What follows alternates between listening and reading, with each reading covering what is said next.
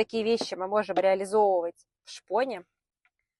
Рейка. На самом деле мало кто делает. То есть там подбираем материал, и вот он потом раскладывается. Кстати, смотри, как очень похожий цвет. Но только это уже обработанный фасад, а это не обработанный. Он все равно будет другого цвета.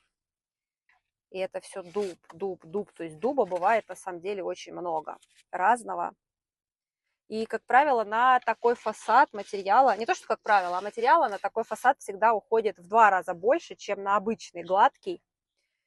И мы обязательно всегда делаем шпон в 2 стороны.